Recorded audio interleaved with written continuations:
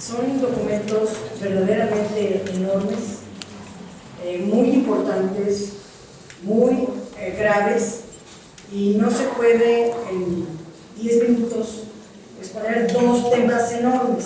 Yo no sé cuál sea el procedimiento, pero propondría que primero uno y luego el otro. Pero bueno, comencemos por el primero que se presentó aquí, aunque el orden del día que nos enviaron era al revés. El tema del Programa Internacional de Energía. Como lo dijo el funcionario,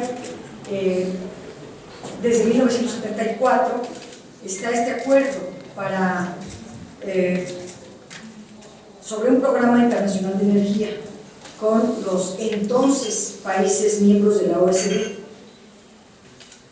México no era miembro de la OSD, tampoco tenía las condiciones para un tratado de este tipo, pero ese tratado se firmó con los países que son consumidores de petróleo, no con los productores de petróleo. Al contrario, se constituyó justamente para hacer un contrapeso a la OPEP, para que los productores no mandaran sobre el tema de los consumidores. Y son alianzas estratégicas comandadas por Estados Unidos que van todo orientados a los intereses de ellos. Si nosotros fuéramos un país importador netamente, si no tuviéramos petróleo, firmaría yo este acuerdo. Pero si somos un país productor, ¿por qué acatar estas reglas que son inmensas? Y no me voy a detener en señalar varias de ellas. En primer lugar, aquí se comenta que al firmar este Programa Internacional de Energía, en automático formamos parte de la Agencia Internacional de Energía. Y la Agencia Internacional de Energía tiene reglas muy estrictas. Dice aquí que uno de los acuerdos es fomentar la seguridad en el suministro de petróleo mediante la adopción de medidas para abordarlas en situaciones de emergencia. Pregunto, ¿que nosotros no tenemos seguridad en el suministro de nuestro petróleo? ¿Que nos vamos a cambiar de país? ¿Van a saquear todo de un momento? ¿Nos vamos a quedar sin petróleo? ¿Cuál es el asunto de firmar este tema? Porque nosotros sí tenemos una seguridad en el suministro de petróleo. Dice aquí que los objetivos son lograr la autosuficiencia energética. Tenemos autosuficiencia energética. Somos uno de los pocos países autosuficientes en materia de energía. Y más bien lo que se pretende es quitarnos esta autosuficiencia, volvernos dependientes y meternos a las reglas de otros países que no tienen las características del nuestro. Está también que se restrinja la demanda y se redistribuya el petróleo. Obliga a que los países que lo firmen, como México, que es un país productor de petróleo, tenga reservas para 60 días para su consumo sin recurrir a las importaciones. Se pone como una característica que guarde petróleo para 60 días. Bueno, esta medida es aplicable a los países importadores que no tienen ni siquiera para 60 días petróleo, pero no es aplicable para México. ¿Por qué debe entonces firmarlo México? Si es un país productor y sus reservas superan con mucho los 60 días. Por otro lado, el acuerdo establece obligaciones para restringir la demanda de petróleo en caso de emergencias y de intercambio de petróleo entre los países miembros, y ahí está la litis, de acuerdo con su demanda y la constitución de reservas. Al final de cuentas, de lo que se trata es en efecto de regular la demanda para que no se incrementen los precios del petróleo. No tenemos una crisis económica nosotros porque se desplomaron los precios. No hicieron la reforma energética pensada arriba de los $100. ¿Por qué no quieren que se aumenten los precios del petróleo? ¿A quién le interesa en esta mesa que no se aumenten los precios del petróleo? A nosotros sí nos interesa que se aumenten, porque si se aumenta se beneficia a nuestro país. Cada barril de petróleo ¿Cobraríamos más? Si aquí se abaten los precios, vamos a cobrar menos y se profundiza la crisis financiera de nuestro país. ¿A qué intereses están resolviendo ustedes? Nosotros decimos, nosotros sí queremos que los precios internacionales del petróleo aumenten. Eso sí le beneficiaría a nuestro país. Pero esta convención obliga a lo contrario, a regular la demanda para que no se incrementen los precios del petróleo y que los países consumidores tengan mayor capacidad de negociación y mayor influencia frente a los países productores. Pero México es un país productor. ¿Por qué estamos firmando un acuerdo que le da una estocada a México?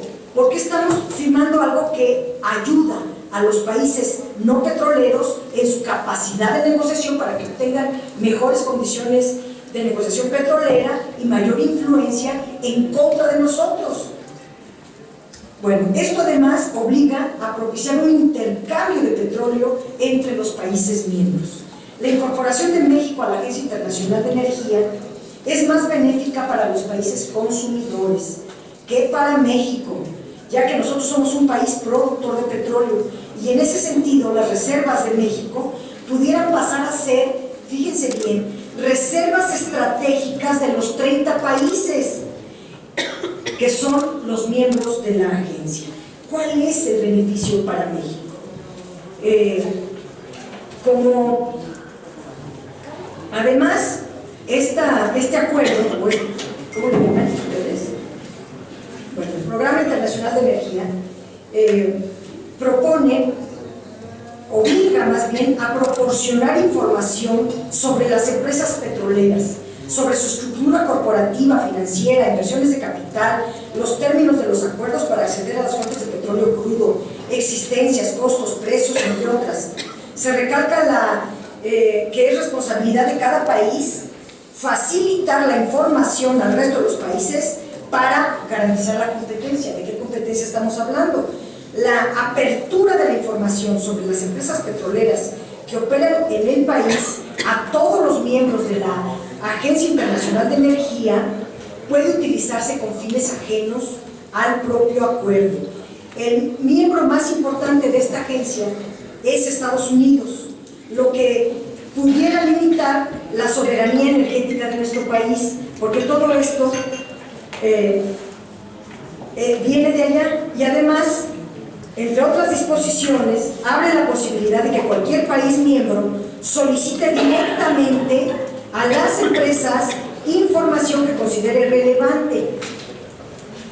Bueno, pues nosotros no estamos de acuerdo en que a cualquier país se le dé la información de las empresas que trabajan en México. No se la dan al Senado y sí se la van a dar a los extranjeros.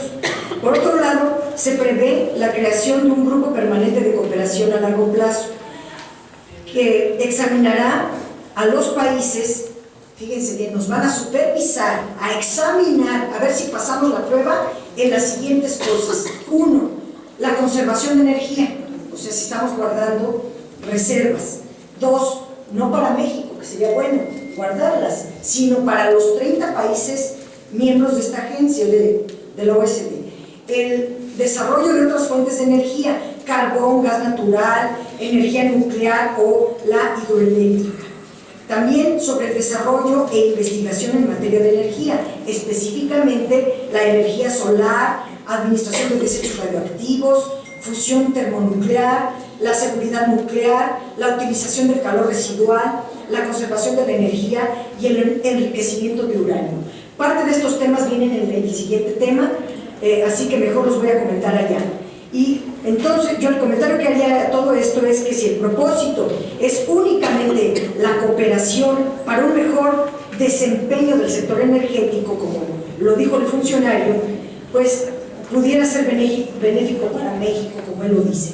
Sin embargo, en realidad se va a utilizar como un mecanismo de presión para que a México se le impongan disposiciones o medidas que no tienen nada que ver con el interés nacional, sino con los intereses de otros países y de otras empresas.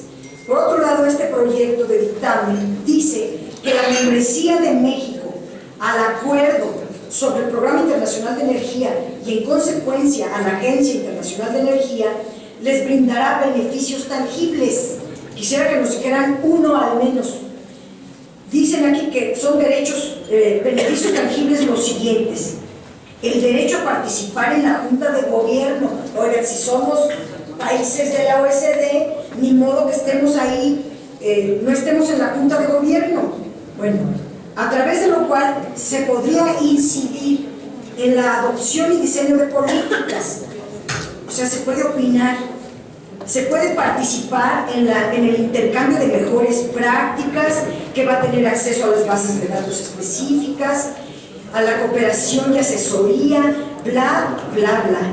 O sea, beneficios tangibles, que digamos tangibles, yo no veo ninguno. Y más bien hay muchas dudas, sobre todo de los impactos negativos que puede tener un instrumento como este. Adquirir compromisos que limiten la toma de decisiones soberanas no es un beneficio para México. Imposición de políticas que no necesariamente están en la línea de defender el interés nacional no es un beneficio tangible para nuestro país. Aparte de este argumento, se dice que el resto de la exposición habla de muchas cosas, pero se pasa ensalzando la reforma energética de 2014 y no se hace ningún examen autocrítico, ninguna valoración, balance de qué resultados ha dado estos últimos años de aplicación de la reforma energética. Por lo tanto, en este documento del Programa Internacional de Energía, que en la tribuna me reservaré para argumentar muchísimas más cosas que hoy no puedo, votaríamos nosotros, por supuesto, en contra. Y del segundo documento es todavía peor, porque este documento, en México primero, la energía nuclear es la cuarta menos utilizada de todas las fuentes de energía eléctrica en nuestro país. Si bien el Plan Nacional de Desarrollo la contempla como una energía sostenible, así también la Agenda 2030 de la ONU, y es verdad que la energía nuclear no se considera del todo renovable, sin embargo sí ha tenido un importante avance en los últimos años. Los organismos que regulan la energía eléctrica nuclear son la CFE y el Instituto de Investigación Nuclear y Salvaguardias. ¿Por qué no están aquí? ¿Por qué no hicieron todo este intercambio con los directamente responsables? Hay otros presidentes que cuidan muy bien que todas las dependencias del gobierno federal que están implicadas en lo que vamos a votar estén en un diálogo permanente con nosotros. Lamento que aquí no. En el 2016 la energía nuclear solo ha contribuido con un 3.3% del total de la energía producida. En nuestro país solo hay 2 reactores nucleares en una planta central, que es Laguna Verde en Veracruz. La Constitución y la ley reglamentaria distinguen 2 grupos distintos en materia nuclear para su tratamiento. Todo esto me lo voy a reservar para la tribuna, porque no creo que aquí además les interese a ustedes mucho, ni me van a contestar nada, pero sí diría varios asuntos bien importantes, o haría varias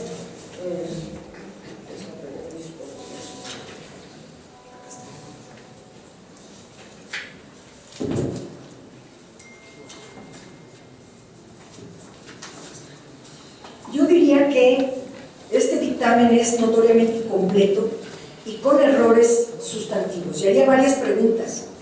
El dictamen omite explicar por qué pasaron 20 años antes de que lo conociera el Senado de la República. Y la iniciativa para que México se uniera a la Convención Conjunta se abrió desde 1997. ¿Qué pasó para que hoy se decida firmarlo? ¿Qué hay que entrar? ¿Por qué hay que entrar hoy a la Convención Conjunta si durante 20 años no tuvimos necesidad de hacerlo? ¿Cuál es el cambio? Porque la reforma energética habla de otras cosas. la conexión entre el Plan de Desarrollo 2013-2018 y la Convención Conjunta que establece la iniciativa del Ejecutivo y este dictamen de comisiones es muy artificial. Ese instrumento internacional nada tiene que ver con la elevación de la productividad económica, pero si sí tuviera que ver con la productividad económica, no tendríamos que estar viendo este acuerdo. Tendríamos que entonces traer la ley de aprobación de tratados internacionales en materia económica, si ese fuera el objetivo. Tan no lo es que estamos hablando aquí de un acuerdo que firmó Videgaray sin avisarle a nadie.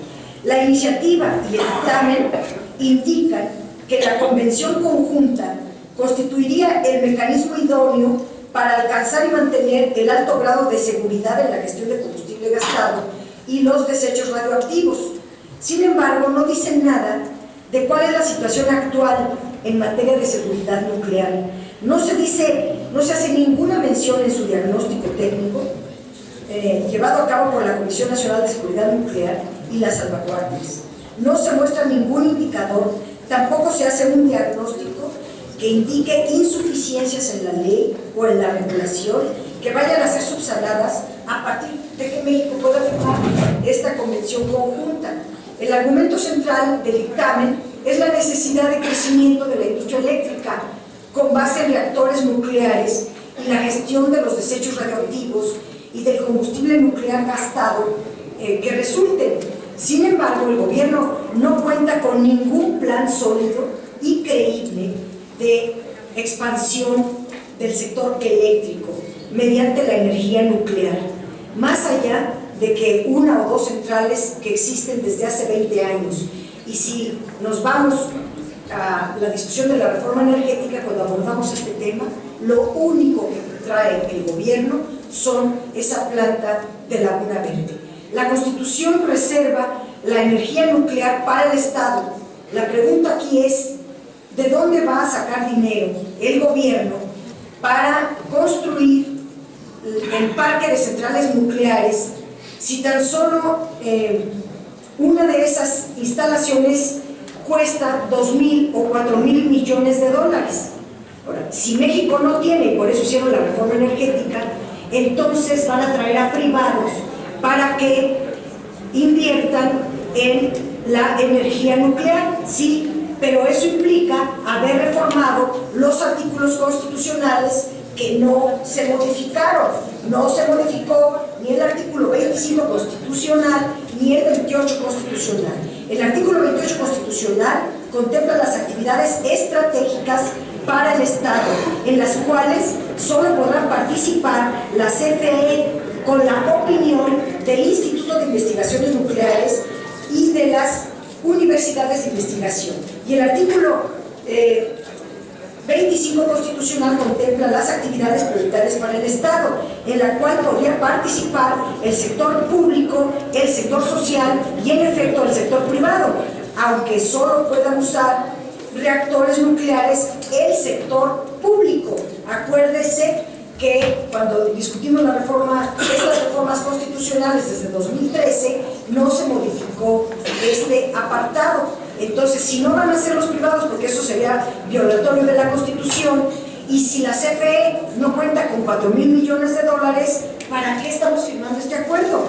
¿Y dónde está el plan nuclear del gobierno federal? Porque yo no lo conozco. En el dictamen no aparece un diagnóstico sobre los desechos radioactivos en ramas económicas distintas a la electricidad. Sin embargo, México genera ese tipo de desechos desde hace muchos años. Es un vacío injustificable. La Convención Conjunta no solo se preocupa del combustible gastado en los reactores nucleares, sino también en todos los desechos radioactivos. Por ejemplo, la agricultura, la industria, la medicina y la investigación. El dictamen no se acompaña de las opiniones de la Comisión Federal de Electricidad, tampoco de la Comisión Nacional de Seguridad Nuclear y Salvaguardias, sobre la Convención Conjunta y las ventajas o desventajas que tendría para México adherirse a este instrumento internacional. El dictamen no omite señalar la razón principal que llevó al Organismo Internacional de Energía Atómica a proponer la Convención Conjunta en 1997. que fueron las dificultades que se tenían con algunos países de la Europa Central y Oriental en la gestión de los combustibles nucleares gastados, ya que el traslado de este combustible a Rusia para su procesamiento o para su almacenamiento resultaba extremadamente caro y además difícil por el estado de guerra en el que se tenían en esa zona, por no decir imposible trasladarlo hasta ese país. Ante esas dificultades se hizo este documento, pero pregunto, ¿el gobierno mexicano se propone enviar a Estados Unidos el combustible nuclear gastado de Laguna Verde? Porque es lo único que tenemos. Para eso se requiere la firma. Este organismo internacional de energía atómica también justificó la convención conjunta porque la mayor parte de los depósitos de residuos radioactivos existentes en esos países se construyó el acuerdo con las normas soviéticas y algunos de ellos no satisfacían los requerimientos de seguridad occidentales que exigía Estados Unidos. Ahora ustedes ya se volvieron prosoviéticos. La verdad, no les entiendo. Están al revés de todo lo que la lógica indica. Y un segundo problema es que, y quisiera llamar su atención en esto, es sobre el procedimiento legislativo. Es muy apresurado, es muy superficial. Claro, no extraña de la Comisión de Energía, pero sí extraña de las comisiones de relaciones exteriores, porque al menos yo no acostumbraba a eso cuando estaba yo en esas comisiones. En la Comisión de Energía cada rato nos dan albazos, pero no estamos acostumbrados a los albazos más que en la Comisión de Energía. Y la verdad, este asunto es de fundamental importancia para abordarlo de esta manera. Y quisiera yo oír la opinión del Sindicato Único de Trabajadores de la Industria, el SUTIM, pues, y de la Comisión Federal de Electricidad y de la Secretaría de Energía, que no se paran este Senado ni por equivocación. Y el tercer problema es que la iniciativa y el dictamen señalan que la vinculación a la convención contribuirá al establecimiento de una entidad gestora, que se traducirá en un marco más eficiente contra riesgos radiológicos potenciales. Y si ustedes leen la página 12, van a hacer de verdad muchos corajes.